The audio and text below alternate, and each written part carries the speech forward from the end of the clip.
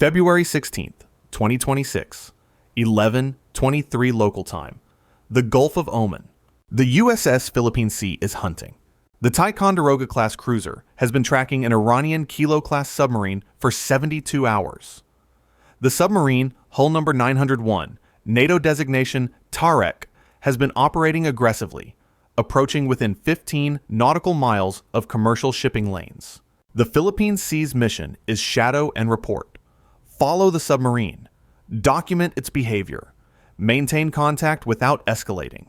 At 11:23, the Iranians escalate first.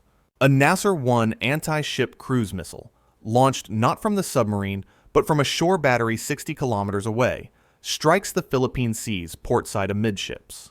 I'm your host at U.S. Defense Review, where we analyze the military operations that define global security. The February 9th attack introduced a new Iranian tactic, using submarine operations as bait to position American ships for shore-based missile ambushes. The Tareq wasn't the threat. The Tareq was the lure. What happened in the 54 minutes following the impact would demonstrate that American forces had adapted to Iranian tactical innovation, and that adaptation came with overwhelming firepower. Let's understand the trap. The Kilo-class submarine is one of the quietest diesel-electric boats ever built. When running on batteries, it produces almost no acoustic signature. Finding one requires patience, skill, and specialized equipment. The USS Philippine Sea had all three. Her SH-60R Seahawk helicopter had been dropping sonobuoys around the suspected submarine position for days. Her hull-mounted sonar had prosecuted contacts whenever the submarine surfaced to snorkel. Her crew had built a pattern of life, understanding when the Tareq moved, how it moved, where it was likely to go. By February 9th, the Philippine Sea's tracking was precise. The Tareq was 12 nautical miles north-northeast, running at 4 knots, likely preparing to snorkel.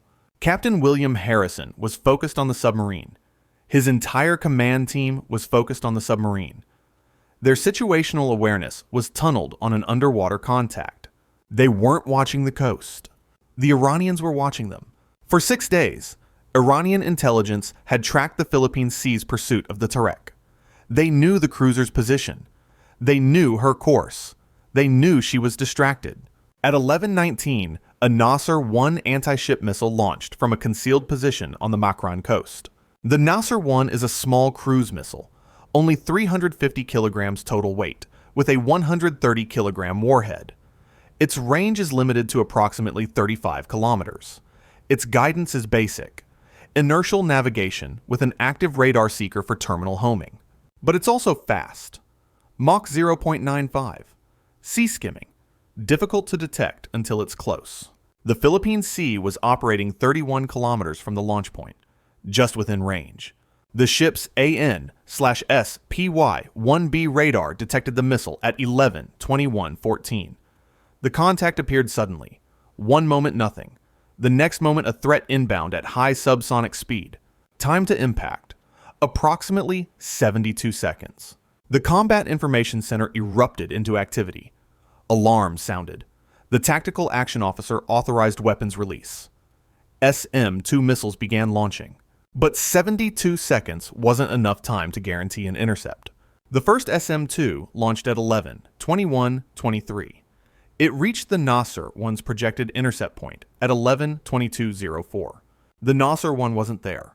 The missile had executed a pre-programmed terminal maneuver, a slight jink that threw off the SM-2's engagement solution by just enough.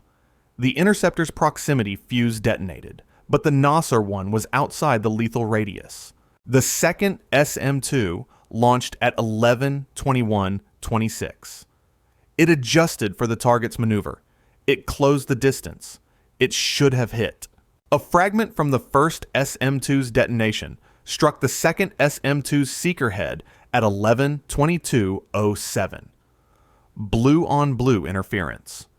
The kind of thing that happens in combat, that doesn't happen in simulations, that nobody plans for. The second interceptor went ballistic, its guidance destroyed.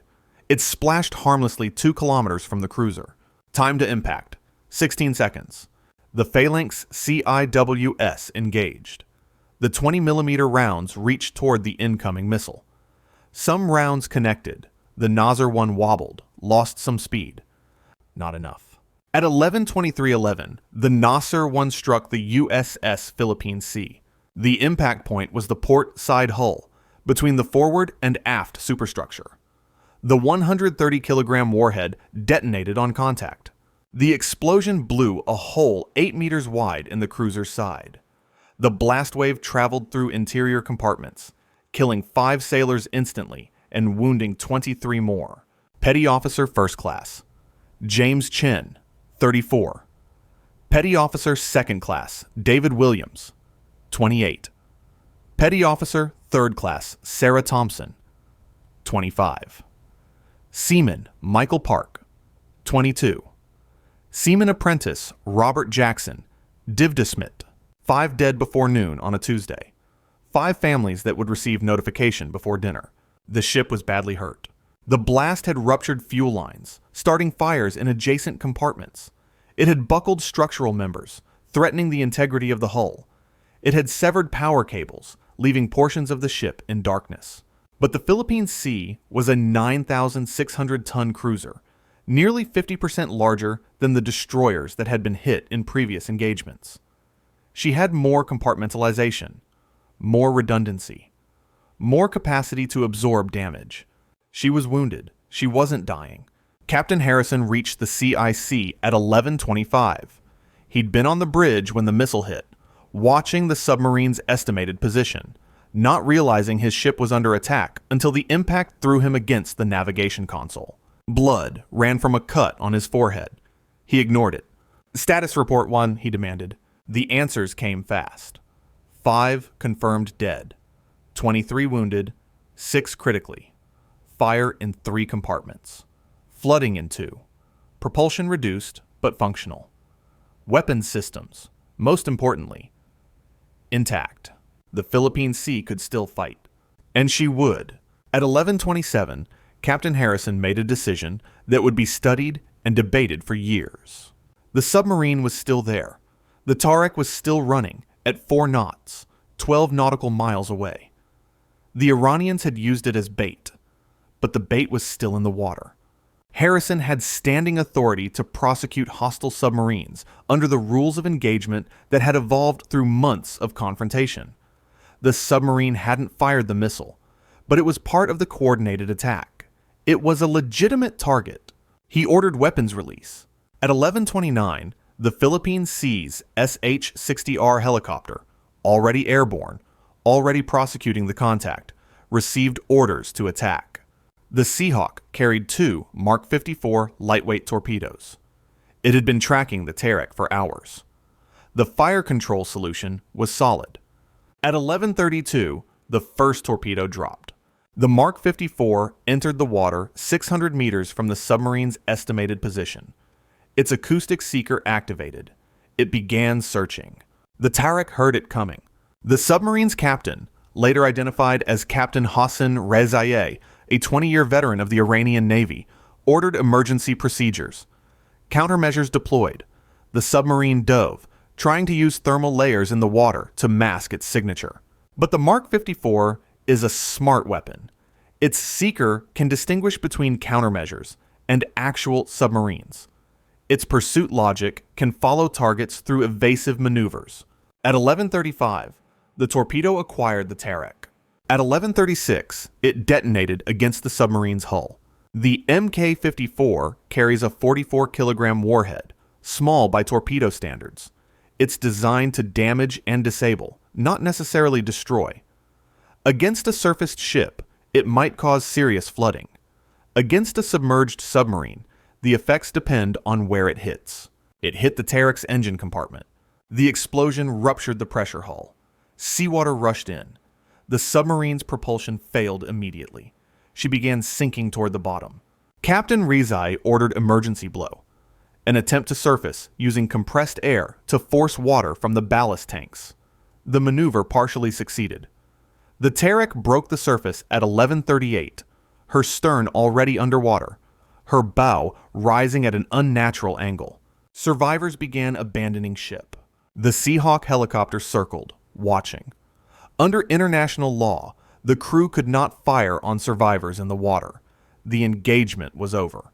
31 Iranian sailors were rescued over the following hours. 23 were confirmed dead. The Tareq settled to the bottom in 340 meters of water, too deep to recover, too shallow to be forgotten. But the submarine was only part of Harrison's response. At 11:31, while the torpedo was still hunting, the captain had transmitted to Fifth Fleet. Philippine Sea hit by Nasser 1 from Makran coast. 5 KIA, 23 wounded, have prosecuted Iranian submarine in coordinated action. Submarine hit. Request strike authorization for launch site. Vice Admiral Santos received the report at 11:34. She faced a complex situation. The Philippine Sea had already sunk an Iranian submarine, the first submarine lost in combat since World War II. That was a major escalation, regardless of the circumstances.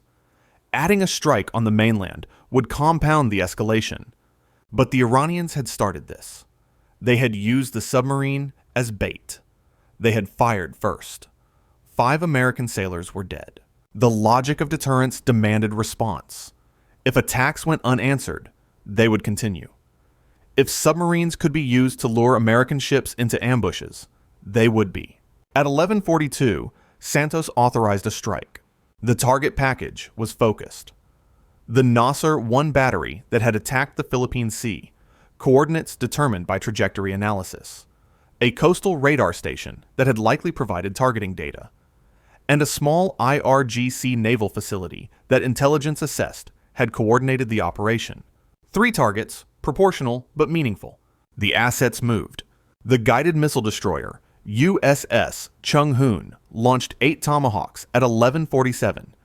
The destroyer USS Mustin added 4 more at 11:49. 12 missiles, 3 targets. At 12:17, 54 minutes after the Philippine Sea was hit, the first Tomahawk struck. The Nasser 1 battery was destroyed first. The launcher vehicles, the radar unit, the command vehicle, the crew, all eliminated in a 15-second window of precision destruction. The coastal radar station was next. 2 Tomahawks struck the antenna arrays and equipment buildings. The facility that had watched the Philippine Sea, that had provided the targeting data that guided the missile that killed 5 Americans, ceased to exist. The IRGC facility received 4 missiles. Post-strike analysis confirmed. This was the command center that had coordinated the trap. The officers who had planned the operation, who had positioned the submarine, who had ordered the missile launch, were inside. They weren't inside anymore. At 12:23, the strike was complete. The full scope of the February 9th engagement. American losses: 5 sailors killed, 23 wounded, 1 cruiser damaged, requiring 4 months of repair.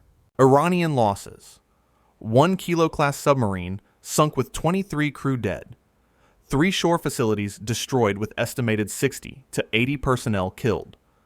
Coastal defense capability in the Makran sector eliminated. The exchange was devastating. For Iran, the diplomatic response was unprecedented in its intensity. Iran demanded an emergency UN Security Council session. They accused the United States of piracy and murder for sinking the Tareq. They released footage of survivors being rescued, emphasizing their humanity. The United States released evidence of the coordinated attack. Radar tracks showing the Nasser 1 launch. Communications intercepts demonstrating the submarine was part of the operation. Damage photos from the Philippine Sea. Russia vetoed any resolution critical of Iran. China abstained. The session ended without action. But the military implications were clear. Iran had tried to innovate, using submarines as bait, creating ambushes that exploited American tactical focus. The tactic had worked once. It had achieved a hit. It had killed Americans. It had also cost Iran a submarine, 3 facilities, and over 100 personnel. The Kilo-class boats are among Iran's most valuable naval assets. They take years to build and decades to train crews for. Losing one in a tactical ambush that killed 5 Americans and damaged 1 ship, the math didn't work. The submarine as bait tactic was not repeated. The USS Philippine Sea returned to service after 4 months in dry dock. Her repairs included upgraded close-in defenses, additional sensors specifically designed to detect small, fast-moving missiles from unexpected angles. The 5 sailors who died were buried with full military honors. Their names joined the growing list of Americans killed in the Gulf confrontation. A war that had no name, no declaration, no clear objective, but very real casualties. The wreckage of the Tareq lies on the bottom of the Gulf of Oman. The bodies of 23 Iranian sailors remain inside. Neither navy has attempted to recover the hull. Some monuments aren't built. They're left where they fall. The February 9th engagement demonstrated something that neither side had fully appreciated before. American response doctrine didn't just target the weapons that attacked. It targeted the entire operation. The submarines, the shore batteries, the command centers, the planners. Attack with a coordinated operation, and the entire operation gets destroyed. 54 minutes. That's how long it took to go from a missile impact to the complete elimination of the attack infrastructure. That speed, that comprehensiveness, is why American ships still sail the Gulf, and why Iranian captains think carefully before giving the order to fire. Stay informed. Stay vigilant. I'll see you in the next one.